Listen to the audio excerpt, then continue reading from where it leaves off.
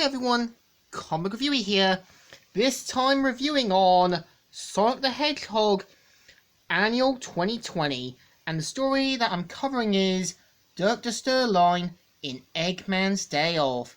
Now, as you know, the annual is meant to cover the after effects and kind of what happened during the events of the sort of Zombot storyline. How characters had their own side stories, or characters that are trying to struggle to survive. One of which is Starline's story finding Eggman's man cave. And Starline saying, "Marvelous! His glorious is coming to perfection. The Doctor is such a visionary." And of course, see something happens, and him saying, "Doctor!" And so rushes in saying, "Don't worry, I'm coming, sir. Starline!" Of course, ends up kind of crashing into Eggman, who says, "Rest assured, the robot who installed it at the back of the room is now scrap metal.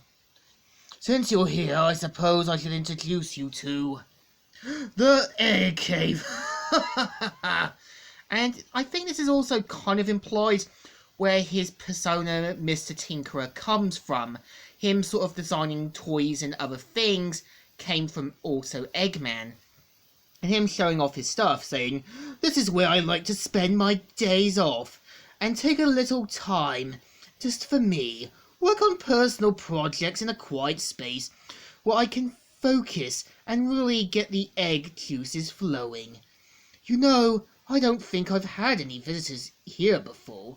Oh, it's truly an honor, sir." And of course, points out about the action figures and that he's created. And of course, kind of shows off his real frustrations with Sonic, saying, "And with these little toy robots, I like to figure out strategies and battle plans for the week ahead. And well," and of course says, "prepare. Evil never really takes a break, does it?" What that cursed hedgehog's forever in my pain, am I? And of course, kind of says, anyhow, it's not all hedgehogs, this and that hedgehog.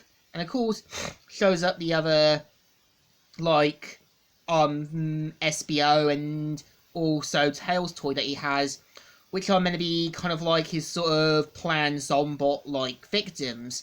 And even Starline says, "Incredible craftsmanship, sir. I'm aware." And of course, we see how Starline sees something odd, saying, "These are so impressive and detailed." And you can tell this is the foreshadowing that even after the Zombots are done, Eggman is gonna imply to betray him, seeing him nothing more than a pawn in his own game. And of course, you can kind of tell this is the starting point where Starline does have more of a more newer opinion about Eggman, seeing his more reckless behaviour. And saying, "It's my day off, not yours. Time for you to leave and get back to it. But, what happens in the egg cave stays in the egg cave. Knock next time." And this is a moment you can tell Starline is having mixed feelings about Eggman now, and starting to see that his idol isn't who he's cracked up to be. So the story is not too bad.